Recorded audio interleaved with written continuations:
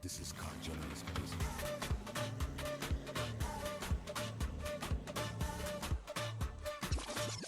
Autotentare, autotentare, autotentare, autotentare.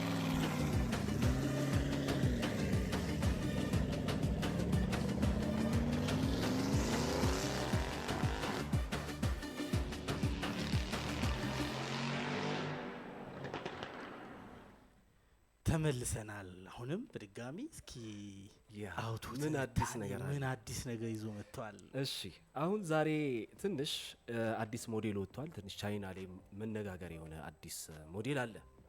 ርዕስ ምን ብዬ ሰጥቼዋለሁ? ዋጋው ከቻይና መኪኖች ያነሰ አዲሱ የቶዮታ መኪና። ዋጋው ከቻይና መኪኖች ያነሰ አዲሱ የቶዮታ መኪና። ብዙ ጊዜ የቶዮታ የቮልክስ ዋገን ፎርድ መኪኖች ዋጋቸው ከቻይኖች ሁሉ ጊዜ ውድ ነው። አሁን ግን በ2026 ዋጋው ከቢዋይዲም ሆነ ከቻይና መኪኖች ያነሰ አዲስ መኪና ቶዮታ ለቋል። ይሄ ነገር በጣም ብዙዎችን አነጋግሯል።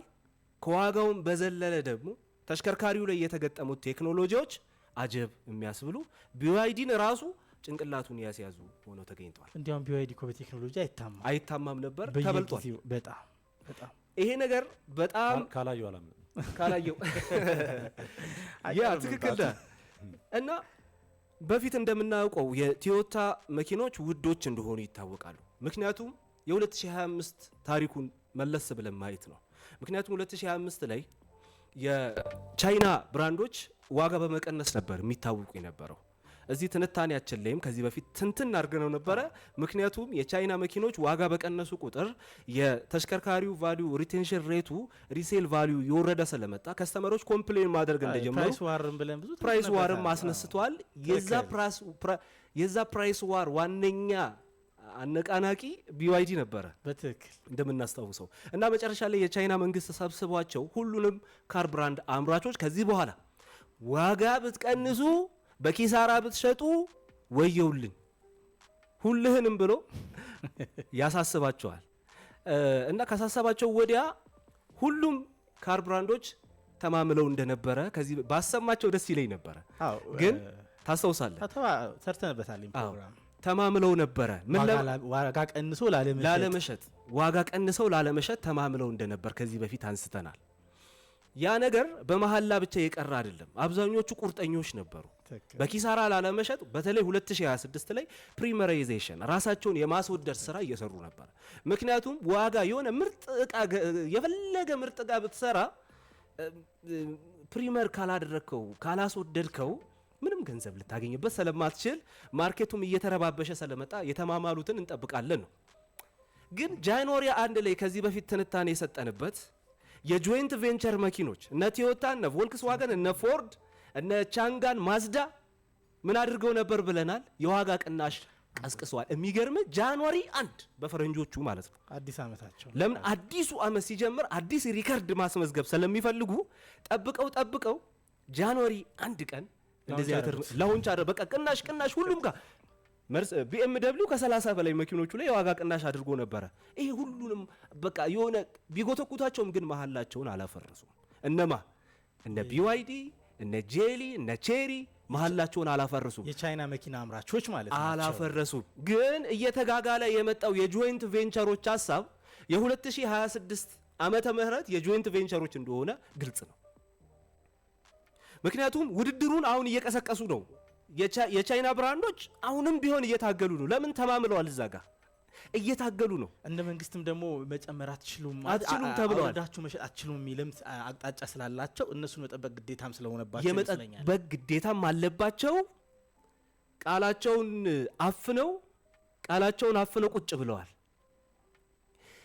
እና ግን የነዚህ የጆይንት ቬንቸሮች እርምጃ ግን እንደው ዝም ብሎ ቁጭ እንዲሉ የሚያስችልም አይመስለኝም።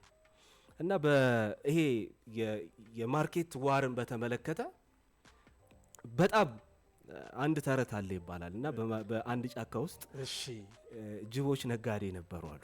አንዱ ጅብ ይነሳና ከኔ አንድ ተኩላ ለሚገዛ 2 ጥንቸል ሰጣለሁ ይላል።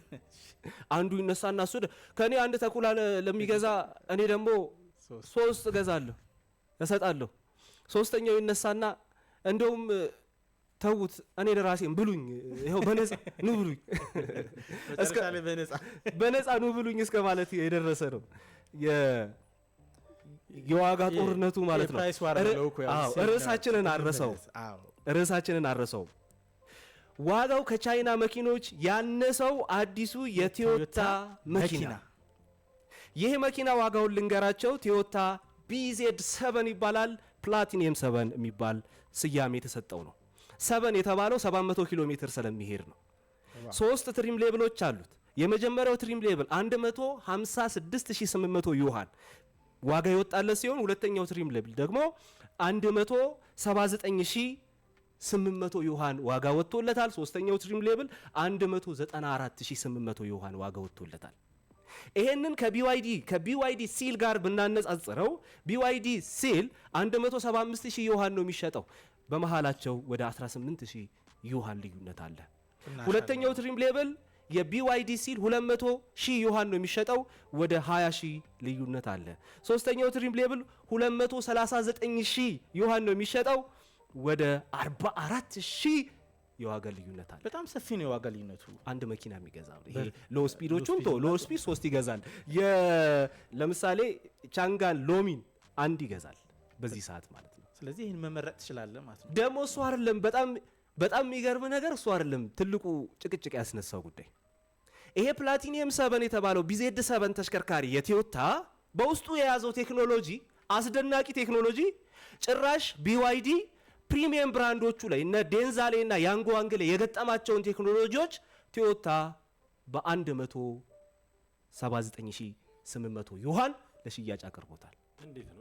ይሄ ነገር በደንብ ግልጽ ላድርግላቸው። የመጀመሪያው ትሪም ሌብል 156800 ዩዋን የሚሸጠው ትሪም ሌብል ዲ ሴግመንት የሚባል ሰፊ መኪና ማለትም ፉል ሳይዝ የፋሚሊ ካር SUV ካር ለተጠቃሚ አቅርቧል በዚህ ዋጋ። BYD ቢሆን ይሄንን ለዴንዛና ለያንግዋንግ የሚጠቀመው ሲስተም ነው። ወይም ዲ ሴግመንትን በ156800 ዩዋን ማግኘት ማለት ጭራሽ የማይታሰብ ነገር። ጭራሽ በዛውም በቶዮታ ብራንድ ጭራሽ አታገኝም እንጂ እንዴት ሆነ? ሁለተኛው ትሪም ሌብልስ ጋር ስንመጣ ግን ዱዋል ቻምበር ኤር ሰስፔንሽን ሲስተም ተገጥሞለታል። ከዚህ በፊት 2026 ላይ ኤር ሰስፔንሽን ሲስተም እንደሚመጣ ትንታኔ ያቀርበን ነበር። ኤር ሰስፔንሽን ሲስተሙን በምንድነው ያመጣው ያካተተው? ቶዮታ በ178800 ዩዋን ለሽያጭ አቅርቦታል። ይሄ ማለት ሁለቱም ቴክኖሎጂ ማለትም ይሄ በተለይ ኤር ሰስፔንሽን ሲስተሙ BYD በዴንዛ እና በያንግዋንግ መኪኖች ላይ ለጥቅም ላይ ያዋለው ነው። ስለዚህ የሚፈጥረውን ልዩነት ተመልከት። በጣም ፋንሲ ለሚባል ሌክዠር ለሚባል መኪኖች ላይ የገጥም የነበረውን በሎ ፕራይስ እዚህ ጋር ደግሞ ቶዮታ ይዞልን መጣ። ቶዮታ ብቻ አይደለም የሚያስፈራው፣ ሌሎቹም ጆይንት ቬንቸር መኪኖች ተመሳሳይ ስትራቴጂ ምክንያት ገበያውን ሰብሮ ለመግባት ነው። ምንድነው በትክክል አላማቸው? አንደኛ ዋጋውን ሰብሮ ለመግባት ነው። ከዛሬ ምናልባት በ6 ዓመት 7 ዓመት በፊት ብናይ እኮ የጆይንት ቬንቸር መኪኖች ከ60% በላይ የቻይና ማርኬት ይቆጣጠሩ ነበር። አሁን ግን ያላቸው በ2025 በተለይ በጣም ተመተው 25% ብቻ ነው ያላቸው። ያ ቁጭት አለ። የBYD መኪኖች ወይም የቻይና መኪኖች ትልቅ አላማ አላቸው። ከዚህ በፊት የተናገርኩት ምንድነው አላማቸው? ትርፍ ተኮር ሳይሆን መስፋፋት ተኮር ራሳቸውን ማስፋፋት ነው የሚፈልጉት። ኢሮፕ መላክ፣ አፍሪካ መላክ፣ ሁሉም ቦታ ራሳቸውን ማስፋፋት እንጂ ትርፍ ተኮር አይደለም። ትርፋቸው ይልቁንስ የቻይና መንግስት በሰብሲዲ መልኩ የሚሰጣቸው እንደሆነ ትርፋቸው ከዚህ በፊት አንስተናል። አሁን የጆይንት ቬንቸር መኪኖች ሐሳባቸውን ልክ የቻይና መኪኖች እንደሚያደርጉት የገለበጡ ይመስላል። አንደኛ ለዚህ ማሳያ ለምሳሌ የኮክፒት ሲስተማቸውን ድሮ ቶዮታ የራሱን ኮክፒት ሲስተም ማለትም ኢንተለጀንት ሲስተም ይጠቀም ነበረ። አሁን ግን ከሁዋዌ መውሰድ ጀምሯል። ሁለተኛ የባትሪ ቴክኖሎጂያቸውን ራሳቸው ከኢሮፕ እያስመጡ ነበር ድሮ የሚገጥሙት። አሁን ግን ከዛው ከቻይና መውሰድ ጀምረዋል። ባትሪውን ራሱ ከዛው ከቻይና እየገዙ መጠቀም ጀምረዋል። ቻይና ላይ ምንድነው አምራች አለ፣ ሰፕላይ ቼኑ ጥሩ ነው ያለው። በጣም ቅድም በጥሩ BYDም እኮ ይሄን ያደርግ ነበረ። ምሳሌ ተስላ በፊት በኦቶኖመስ ሌቭል አልነበር ትልቅ ደረጃ የነበረው? ትክክል። አውቶ ፓርኪንግ ሲኖር ምንድነው BYD ጋዳይስ ብሎ ነበር ያመጣው። እነሱ የተጠቀሙትን ስትራቴጂ ነው መልሶ እኮ ቶዮታ ማሁን የተጠቀመው። በትክክል። ስለዚህ አሁን ስትራቴጂው የጆይንት ቬንቸሮቹ የነ ቶዮታ፣ የነ ቮልክስዋገን፣ የነ ፎርድ ሌሎቹ የጆይንት ቬንቸር መኪኖች ስትራቴጂያቸውን ቀይረዋል። ትርፍ ተኮር ሳይሆን ወዴት ሄደዋል ማለት ነው? መስፋፋት ተኮር ወደ ቮሊዩም ሴልስ ወይም ደግሞ ቮሊዩም ማብዛት ወደሚባለው ሀሳብ እየመጡ ነው። እዛ ተመረተ ማለት አስበው ሙሉ አፍሪካን ነው የሚያጥለቀልቀው። ስለዚህ እንደሱ ያላቸውን ጋፕ ለመፍታት 2026 ላይ ትልቅ አንድ የቻይና ብራንዶች ተፎካካሪ ሆኑ እንደሚወጡ ግልጽ ነው። ሁለተኛው ትሪም ሌብል ቅድም እንዳልኩ ነው በ179800 ዮሐን የቀረበ ነው። እሱም ዱዋል ቻምበር ኤር ሰስፔንሽን ሲስተም ተገጥሞለታል። ይሄ ማለት በሌሎቹ መኪኖች የትኛውም በቃ ይሄ ዶሜስቲክ ማርኬት የምትለው የትኛውም የቻይና ብራንድ በዚህ ደረጃ በዚህ ዋጋ ይሄንን ቴክኖሎጂ ያቀርብ። ይሄ መኪና ኢትዮጵያ ውስጥ ሲመጣ እንግዲህ እንጠብቃለን። ሶስተኛው ትሪም ሌብል እሱ ነው ስጋቴ እንደው አወራው እንጂ ይሄ ወግ ማረግኛ ሲደርሰን ይደርሰናል። ግን የራሳችንን መኪና ሜንታሊቲያችን ተቀይሯል። ራሳችን ሰው ነው ኢትዮጵያ ታምርት ብለናል። ግን ከዛ ጋር እያያዝን ነው። ሶስተኛው ትሪም ሌብል አንደኛ አዳስ ሲስተም አለው። ከአዳስ ሲስተሙ በተጨማሪ ሊዳር የሚባል ቴክኖሎጂ በውስጡ አካቷል። ሊዳር ማለት ወይም ላይዳር የሚባል ቴክኖሎጂ በውስጡ አካቷል። የአዳስ ሲስተም ከአዳስ ሲስተሙ ጋር አንድ ላይ የሚሰራ ነው። ላይዳር ማለት ላይት ዲቴክሽን ማለት ነው። ምን ማለት ነው? ድሮ የአዳስ ሲስተሞች ነገሮችን የሚያዩት በካሜራ ነበር፣ በካሜራና በራዳር ነው። ይሄ ግን ላይዳር ሲስተም ነገሮችን የሚያየው በጨረር ነው።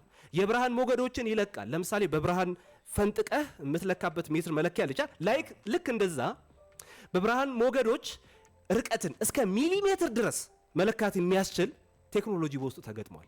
ይሄንን ቴክኖሎጂ የትኛውም የቻይና ብራንድ ማሟላት አይችልም።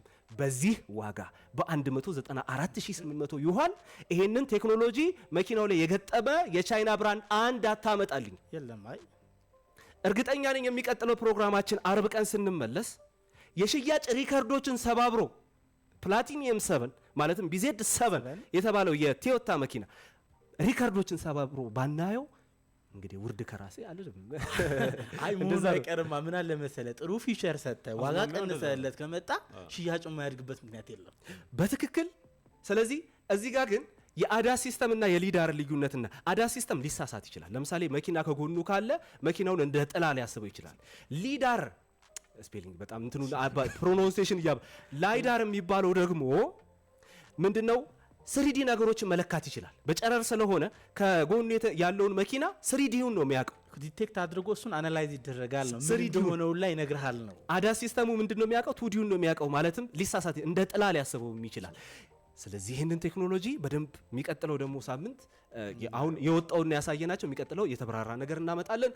እጅግ አድርገን ትንታኔው ይሄን ይመስላል።